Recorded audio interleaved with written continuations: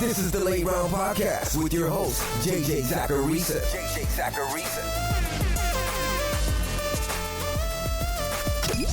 What's up, everyone? It's JJ Zacharisa, and in this episode 783 of the Late Round Fantasy Football Podcast, sponsored by FanDuel. Thanks for tuning in. Before getting into this week's Mailbag episode, I want to send a reminder to go to lateround.com and check out the Late Round Draft Guide. It's packed full of strategy-related information to help you crush your drafts this year. And there are updates that are sent to your email inbox each and every week. You can read more about it and check it out on lateround.com. Let's get to these questions. The first question this week is from Twitter. It's from @TuaTungavailoa13. I guess I shouldn't say Twitter anymore, but I'm going to still say Twitter. It says, does the Kadarius Toney situation improve the outlook of Clyde Edwards-Helaire? Or is Rashee Rice the one who benefits? So for anyone who's not aware, Kadarius Toney had knee surgery and his status for week 1 seems up in the air. So Toney's hurt once again. Now, I'm not saying what I'm about to say to victory lap some injury, because that's absolutely idiotic. Anyone who does that should be banned from giving fantasy football advice. But I was lower than the market on Kadarius Toney before this injury happened. It's not because he was injury prone, though. It has nothing to do with that. It was because we've yet to see him consistently be a receiver who can win on a variety of routes. He came into the NFL as a really raw prospect because he didn't have that much experience playing wide receiver. We've seen how amazing he can be with the ball in his hands. We've seen that the upside is there. We just haven't seen that translate consistently, and that's been the problem. That's why Sky Moore has been one of my players to target this offseason, in redraft that is. Because people being bullish on Kadarius Toney has pushed Sky Moore too low in drafts, in my opinion. Now, what this injury does is it helps Sky Moore stay on the field a little bit more. If Kadarius Toney's healthy, we could see more of a rotation in 2 wide receiver sets in that offense. But one less player means there's not a whole lot of experience at wide receiver on that roster. So it helps a player like Sky or a guy like Marquez Valdes-Scantling. Now, I don't really think this matters for Clyde Edwards-Helaire. I know he took some first-team reps this week, but it's logical to assume that the pass-catching role in that backfield is going to be to Jerick McKinnon. And yeah, McKinnon might hypothetically compete with Toney for some of those closer to the line of scrimmage targets. Given what we saw last year, I don't think we should expect CEH to play ahead of McKinnon. So McKinnon gets somewhat of a boost here, a low-key boost. Now, when it comes to Rashee Rice, I'll be honest. Myself, my model, we didn't really like Rashee Rice as a prospect. He did land in the ideal spot, but Kansas City might be one of those teams that sort of slow plays their wide receivers. They don't just throw them on the field right away. Here's the really weird thing, though. I'm like 15 wide receiver spots higher than the consensus over on Fantasy Pros with Rashee Rice. So technically, because of that, he's sort of like a late round dart throw for me. I'm not high on him per se, but he's not costly in drafts. And like I said, an injury to a player like this, to Kadarius Toney, could open up opportunity for other guys in this offense to see the field more. And that includes Rice. Let's not pretend this wide receiver depth chart is very good on paper. There are so many moving parts within this Chiefs offense right now. I'd say McKinnon and Sky Moore are the 2 guys who probably benefit most here. Maybe Rashee Rice too. I think is a fine late round dart throw. And that's specifically because of the situation. I really am not that high on him as a player. But here's the thing. My evaluation, it can and will be wrong. I'm not going to get everything right. So play into that variance, especially when it's not very costly. This next question is from @Lutzy24 on Twitter, on X, whatever we're going to call it. Just listen to your regression episode. How early is too early for Deebo Samuel? I've got a good feeling about him this year regressing to being a stud again, but I'm the first pick. Do you take him at the 2-3 turn, or is that too early? So I feel like I'm kind of on an island with Deebo Samuel right now. He's getting hyped up beyond belief, and a lot of people do believe that he's worthy of being that 2-3 turn pick. Now, what I will say is that we sort of hit this wall in drafts in the middle of round 3, where we start to feel a lot less safe with the running backs who are there, and the wide receivers just don't seem to have the same profile as some of the ones going in round 2. And that forces a lot of people to say, well, I guess I'll take an elite quarterback here. So I think it's reasonable enough to think of Deebo as sort of in that cluster. I'm just a little bit lower on him because I do believe, wait for it, that there are too many mouths to feed in that offense. Yes, I just said that. And I know that it's a very, very obnoxious phrase. It gets thrown around way too loosely in fantasy circles. But in the case of San Francisco, I think there's some validity to it. Deebo Samuel's a great player. But so is George Kittle. So is Brandon Ayuk. So is Christian McCaffrey. All of them can eat and be good in fantasy football. But my concern is how good, how much can they eat? To me, of that bunch, George Kittle is by far the most overvalued. Kittle averaged less than a 14% target share last season when all four of those guys were healthy. But I have concerns about Deebo too. Now, he was banged up down the stretch last year, so that plays a role here. But when the 49ers got Christian McCaffrey, Deebo's target share per game rate dropped from almost 28% to a little over 21%.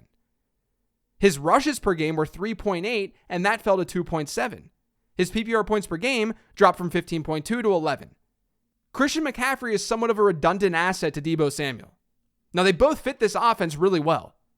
They're great for real football. But I do have concerns over how high Deebo's target share ceiling really is.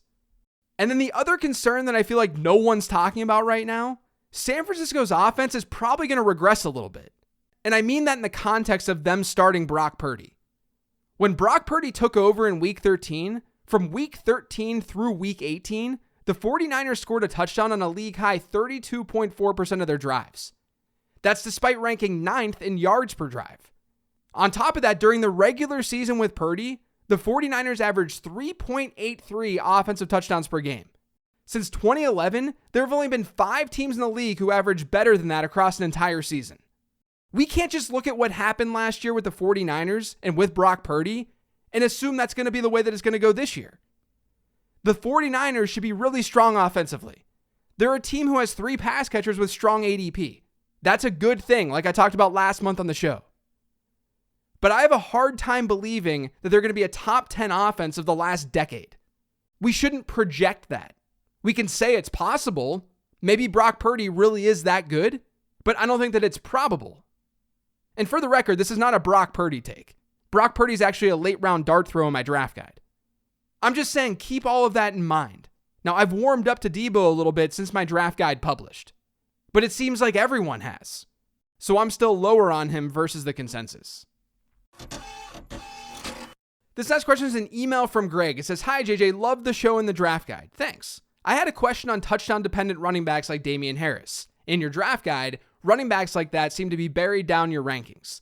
I've noticed doing mock drafts on ESPN, guys like this are buried down their rankings as well. At what point of a draft are these guys' values simply for the fact that their ceiling is, hey, this guy might fall forward for 6+ touchdowns?" So yeah, anyone who's listened to this show in the past knows that I'm generally fading early down backs who are mostly touchdown-dependent backs. 2 guys this year I'm not that into, Damian Harris and Brian Robinson. I want pass catchers. I don't want players with a limited ceiling. Like, even if other players in those offenses get hurt, those players' roles, Damian Harris and Brian Robinson, probably aren't going to change that much. So the question of at what point of a draft are these guys' values? The answer to that would be past where I have them ranked. Damian Harris right now is my RB42. That's 4 running back spots lower than the expert consensus rankings on Fantasy Pros. And it's 17 overall spots lower. Harris is the RB41, it looks like, on ESPN, and I'm 9 spots lower in overall rank there.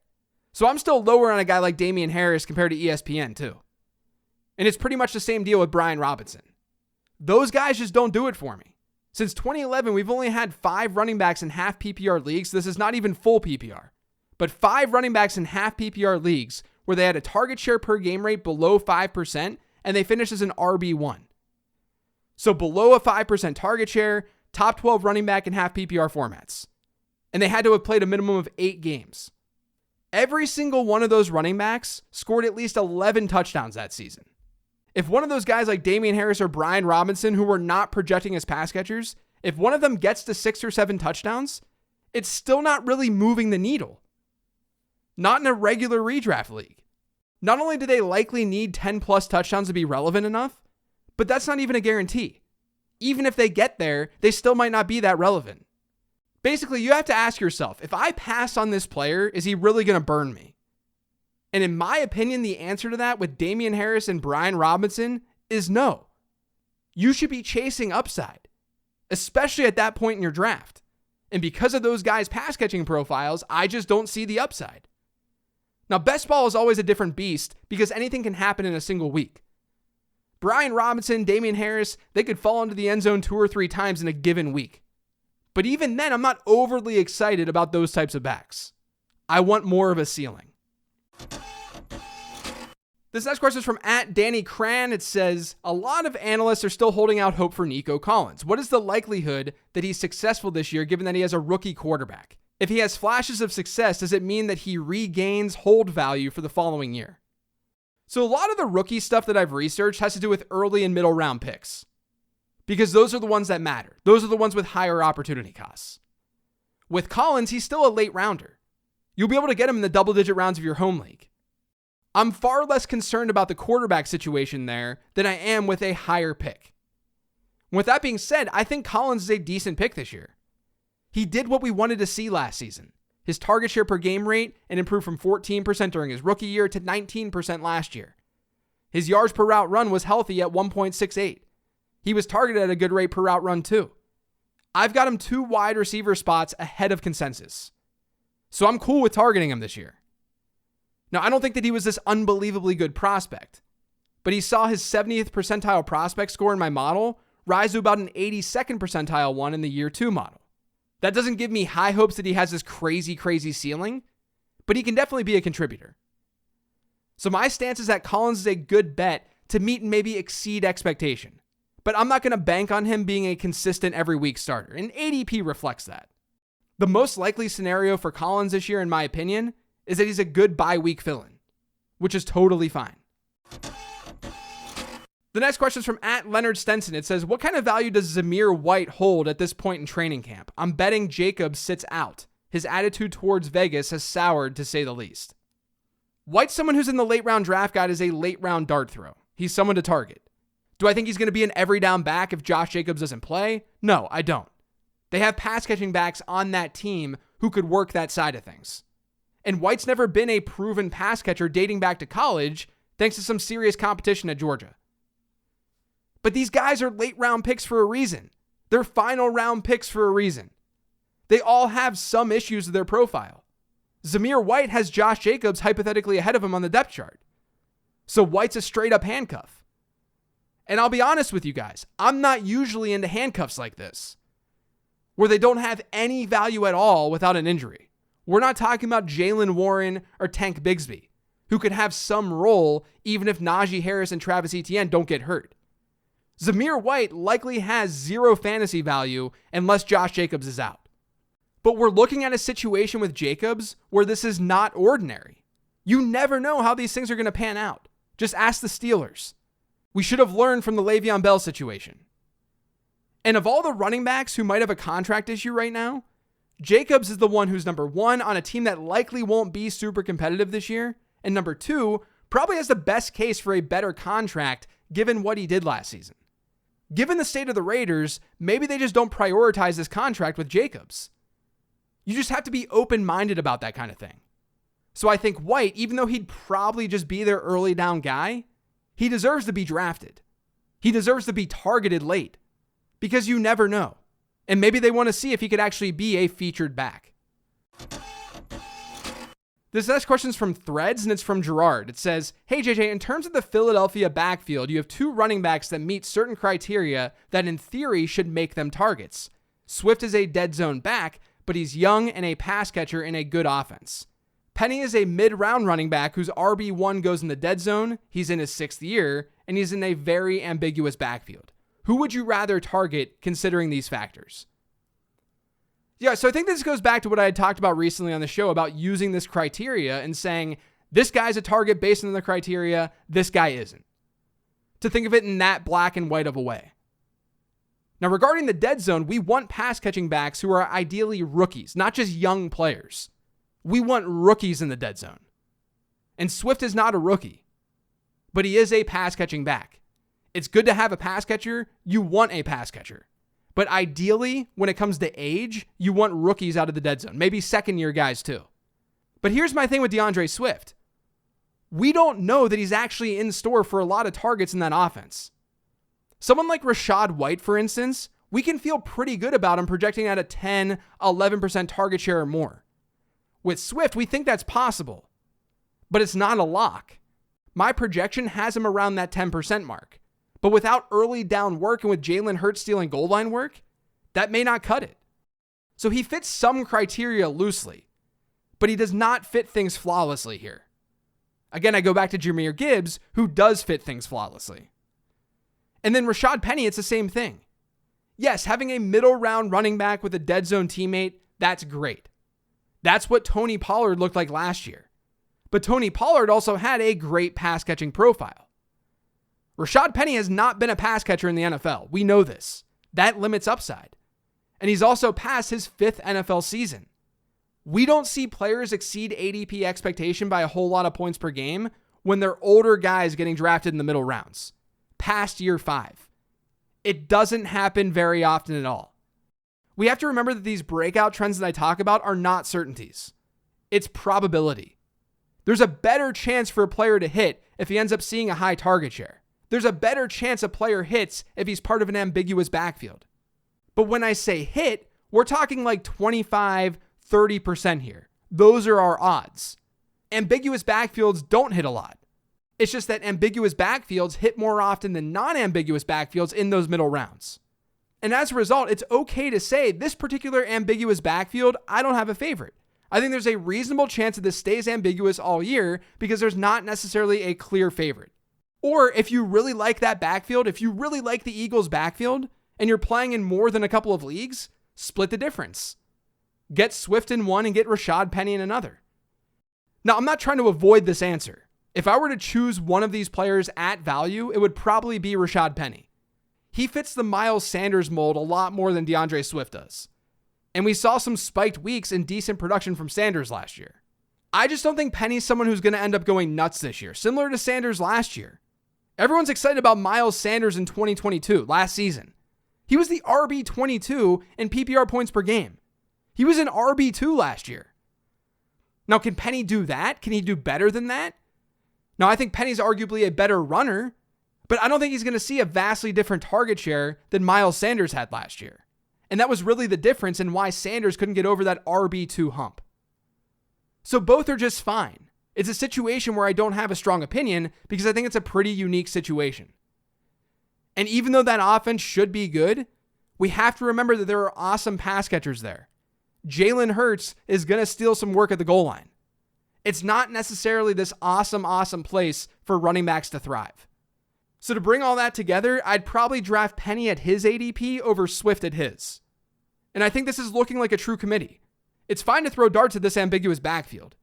But to me, neither guy checks a ton of the market-related boxes that we'd ideally want them to check. The last one this week is an email from Ken. It says, "Hey JJ, love the show. Thanks. I was wondering how you felt about Elijah Moore this year. I know he was someone your model really loved, and then he had a poor second season. It seems like he's getting some hype now in Cleveland, but is that warranted? Thanks, Ken." So I'm glad I got this email this week because Elijah Moore is actually someone that I added to my targets list in the late round draft guide. What's interesting about Moore is that traditionally, middle round wide receivers who are in their third year have not been good bets. We've only seen one big breakout from one since 2011. Or a true breakout, as I call it. And that was with Deebo Samuel. He's the only true breakout out of the 25 third-year middle round wideouts who played 8 or more games. So at first glance, it would probably make sense to not go after Elijah Moore. Except I did a little bit more research than I had even done in my draft guide. And this is something I'm really looking forward to research for next year's draft guide. Elijah Moore was a good prospect, in my eyes at least. And that led to him having a really strong year 2 model score, which helps predict how well a player is going to do in year 2 and year 3 of his NFL career. Anything in that year 2 model above the 90th percentile is strong at wide receiver. Anything above the 95th percentile is very, very strong. It's elite. Elijah Moore was above the 90th percentile. I reworked that year 2 model this offseason, and he was in like the 92nd, 93rd percentile. And here's the thing. Of those 25 third-year middle round wide receivers that I was referencing, 20 of them had a year 2 model score. Some of them were drafted before 2011, so I don't have prospect scores for them. And there was one who wasn't invited to the combine and who was not drafted. So I'm looking at 20 third-year wideouts since 2011 who were drafted in the middle rounds who played 8 or more games during that season. So during that third season. 7 of those 20 had a year 2 model score above the 90th percentile. So 13 of them did not. Of those 7 with good year 2 model scores, every single one of them ended up exceeding ADP expectation. Their ADP said that they would score X number of points per game. They all outperformed that X. Now, not all of them did what Deebo Samuel did, but they definitely were not busts. And guess how many of the remaining 13 players, the ones who did not get to a 90th percentile year 2 score, guess how many of them exceeded ADP expectation? 1. I saw that and I was absolutely floored. I hadn't done a ton of testing on my year 2 model with my redraft analysis. But this definitely tells me that I need to dig into this next offseason. I need to see if there's anything unique to uncover. And I think the reason we're seeing this is because those players are just naturally better. They were better prospects. Something happened that made them become middle round picks and not earlier round picks. But those guys are just naturally better bets than the players who had more question marks entering the NFL. You're comparing a guy like Deebo Samuel to a guy like Gabe Davis or Robbie Anderson. This is why I always say that talent wins out. So Elijah Moore is in what should be a good offense, or what we think is going to be a good offense, and he has a good year 2 model score. As a result, I think he's a great pick. He's been one of my highest rostered players in best ball this offseason, and I'm about 8 wide receiver spots ahead with Elijah Moore versus consensus. Now, maybe I'm naive. Maybe I'm going to get burned again, but I'm drafting Elijah Moore this year. That's it for today's show, though. Thanks to all of you for listening. If you've yet subscribed to the Late Round Fantasy Football Podcast, make sure you are by searching for it pretty much anywhere podcasts can be found. And don't forget to follow me on Twitter @LateRoundQB. Thanks for listening, everyone. Have a great weekend.